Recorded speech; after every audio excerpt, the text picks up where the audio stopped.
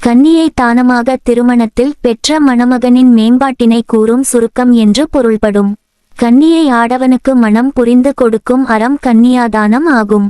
இது 32 அறங்களுள் ஒன்று. இச்சுருக்கத்தில் தெரிவையர் இயல்பு, அவர்களை புறக்கும் வகை, சகவாசத்தின் மேன்மை, பசுக்களின் மேன்மை, பல்வகை தானங்கள், அறநெறி வாரா பொருளை ஏற்றவர் ஏதும் பயன் முதலியனவும் கூறப்பட்டுள்ளன. ஒரு தந்தை தன் பெண்ணை எப்படிப்பட்ட எண்ணமுடையவனுக்கு திருமணம் செய்து கொடுத்தால் நலம் பயக்கும் என்று தருமபுத்திரர் கேட்க பிதாமகர் பீஷ்மர் அஷ்டாவக்ரன் கதை மூலம் பதில் கூறுகின்றார். தருமபுத்திரரே, சொல்கின்றேன் கேள். ஒரு முனிவருக்கு அஷ்டாவக்கிரன் என்னும் ஒரு மகன் இருந்தான். அவன் ஒரு பிரம்மச்சாரி. அந்த அஷ்டாவக்கிரன் வதானியர் என்னும் ஒரு முனிவரிடம் சென்று, உன் பெண் சுப்ரையை திருமணம் செய்து கொள்ளும் பொருட்டு இங்கு வந்துள்ளேன். அதனால் எனக்கு வேதமந்திரங்கள் முழங்கிட அக்னி அருந்ததி சாட்சியாக உங்கள் பெண்ணை தாரை வார்த்து கொடுப்பீராக என்று கூறினான். அதற்கு பெண்ணை பெற்ற தந்தையாகிய வதானியர் நம்பி இமயமலை காட்டு பகுதியில் வசிக்கும் ஒரு பெண்மணியோடு உரையாடி, நேர்மை தவறாமல் வருவாயானால் என் மகளை உனக்கு திருமணம் செய்து கொடுப்பேன் என்று கூற அஷ்டாவக்கிரன் அவ்விடத்தை விட்டு நீங்கினான்.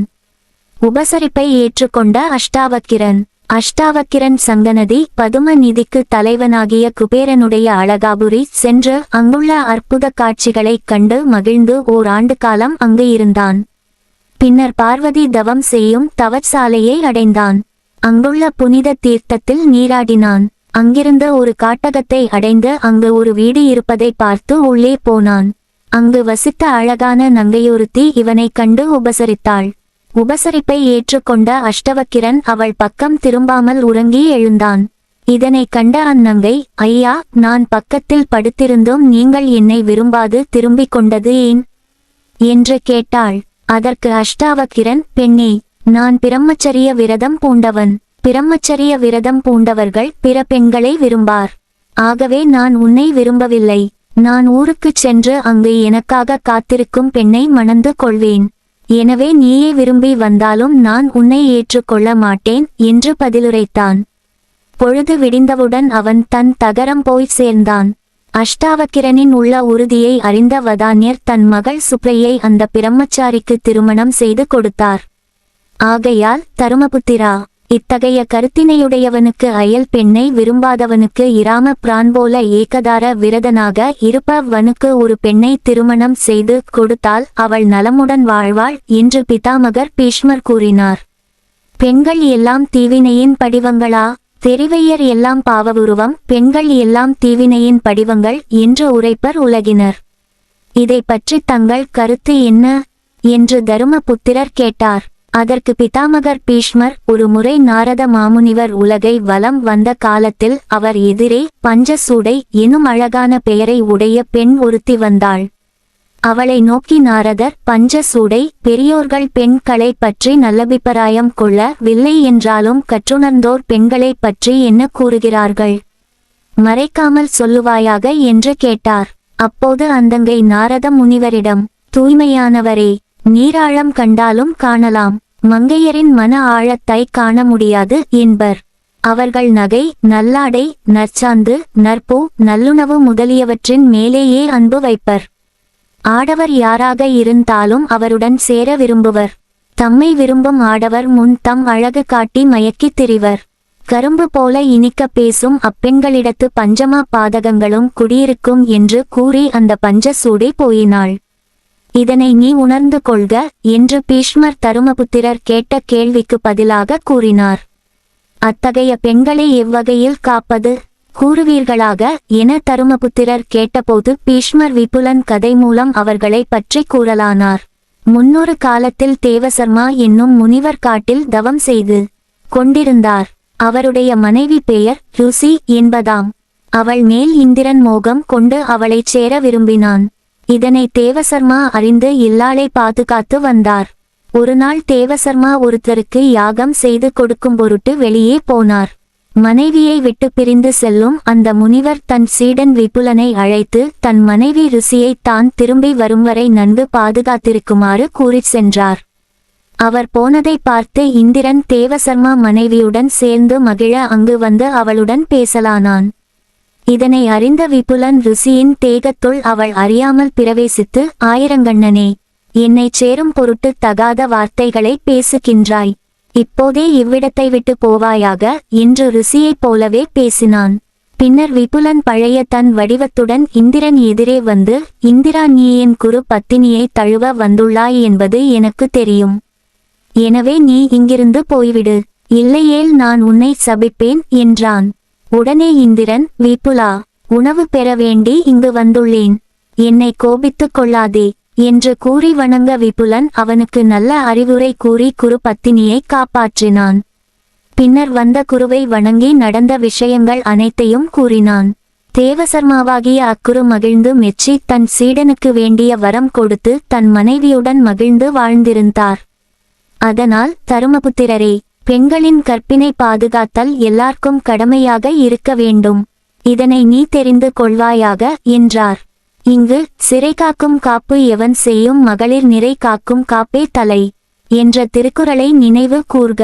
பசுக்களின் சிறப்பு. பசுக்களின் சிறப்பினை கூறுக என்று தருமபுத்திரர் கேட்க பிதாமகர் பீஷ்மர் சியவன முனிவர் கதையை எடுத்து காட்டலானார்.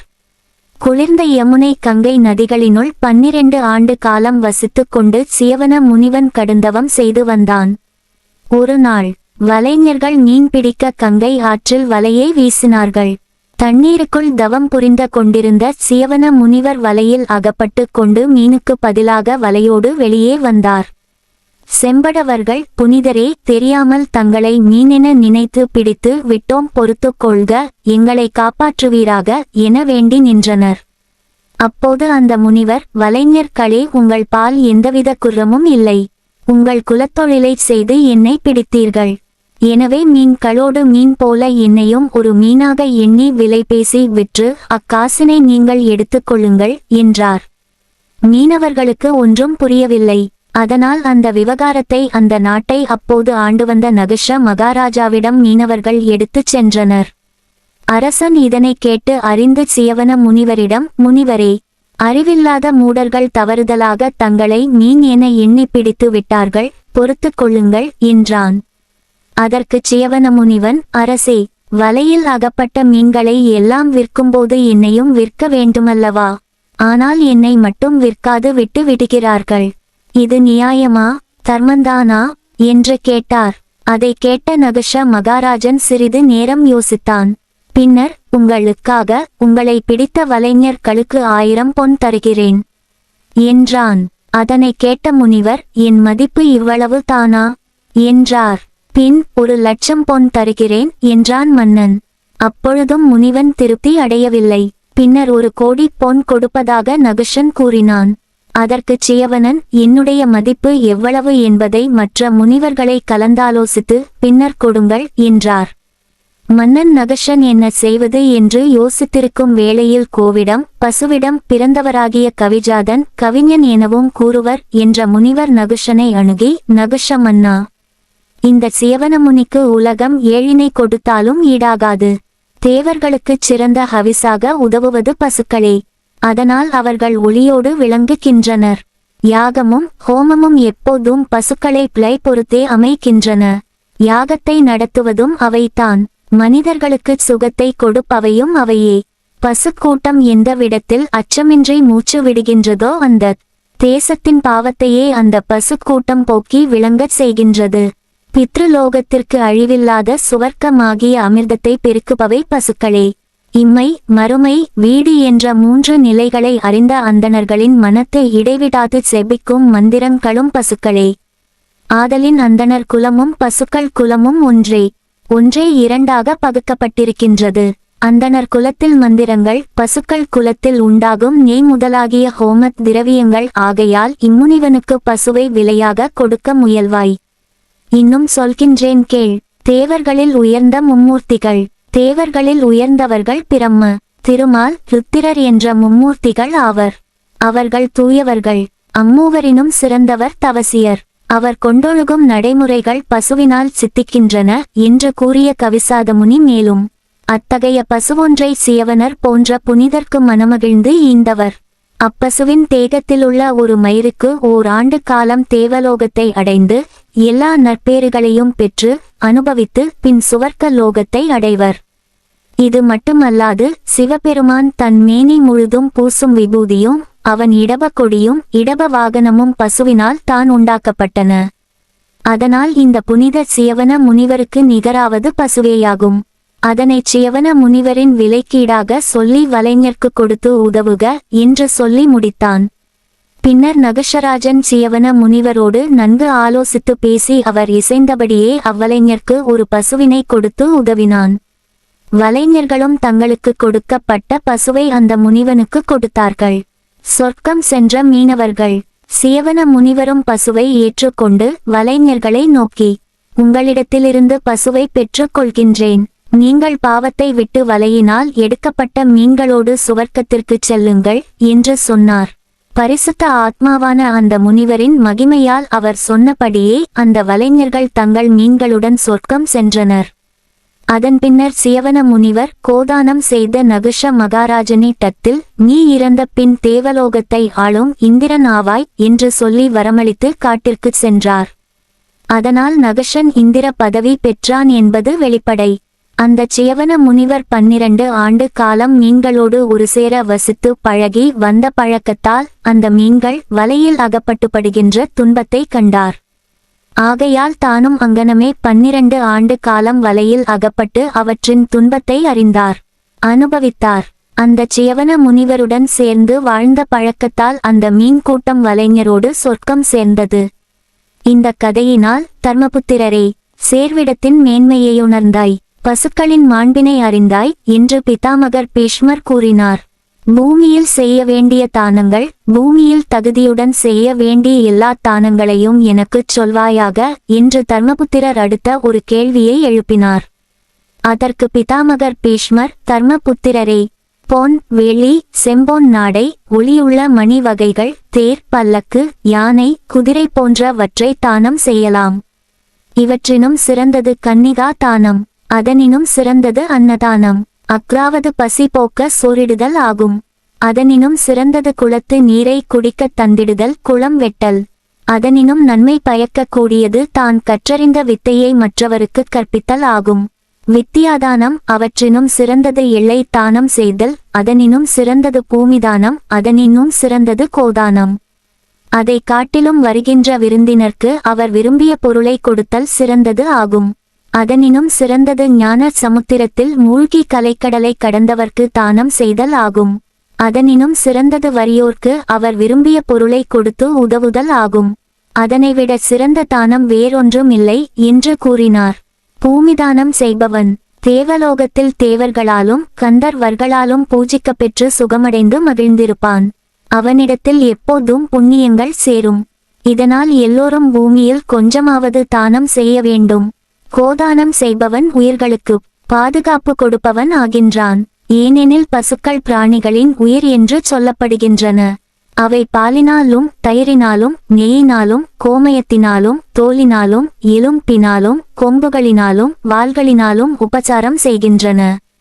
கோதானம் செய்து நல்ல லோகங்களை அடைந்த அரசர்கள் பலராவர். தேவர்கள் கோக்களிடத்தில் வசிக்கின்றனர் என்பர். வேதங்களும் உபநிஷத்துக்களும் பசுக்களின் படிவங்களாயிருக்கின்றன. அத்தகைய பசுவை தானம் செய்தல் சிலாக்கியமாகும். வறியார்க்கு ஒன்று ஈதலை வள்ளுவர் வறியார்க்கொன்றீவதே ஈகை என்றார். அன்னதானம் பலத்தை கொடுப்பது, உயிரை கொடுப்பது, உலக வாழ்க்கையும் யாகங்களும் அன்னத்தை பொறுத்தவை. ஒளியும் பராக்கிரமும் அன்னத்தினால் உண்டாகின்றன. அன்னமே சிறந்த திருமகளாக கருதப்படுகின்றது. அதனால் தான் பொன், வெள்ளி, ஆடை ஆகியவற்றை தானம் செய்வதை விட அன்னதானம் சிறப்புடையது என கருதப்படுகின்றது. ஆகலின் அன்னத்தை யாருக்கும் எந்த நேரத்திலும் தானம் செய்தல் மேன்மையாக கருதப்படுகின்றது. பொன்னே சிறந்த தட்சிணையாதலின் பரிசுத்தமாக விளங்கலின் அதனை தானம் செய்தல் சிறந்தது ஆகும். குளம் வெட்டல் சிறந்ததா? அதன்பின் தர்மபுத்திரர் குளம் வெட்டல் சிறந்தது என்று கூறுவர். அதன் காரணத்தை கூறுக என தர்மபுத்திரர் கேட்டார். அதற்கு பீஷ்மர், குளம்தான் எல்லா உயிர்களுக்கும் சிறந்த ஆதாரமாகும். ஒருவன் வெட்டுவித்த குளத்திலுள்ள நீரை மனிதர்களும் பசுக்களும் மான்களும் பறவைகளும் குடிக்கும் என்றால் அந்த குளத்தை வெட்டிய அந்த மாபெரும் மனிதன் தன் குலத்தவரோடு சுவர்க்கப் பேற்றினை நிச்சயம் அடைவான். மேலும் 4ஆம் வருணத்தவராகிய சூத்திரர்கள் யாகம் செய்ய ஒண்ணாது ஆதலின் அந்த வேள்வி பயனை பெற அவர்கள் பரந்த குளத்தினை வெட்டுதல் அவர் களுக்கு பெருநன்மை பயக்கும் என்று கூறியருளினார்.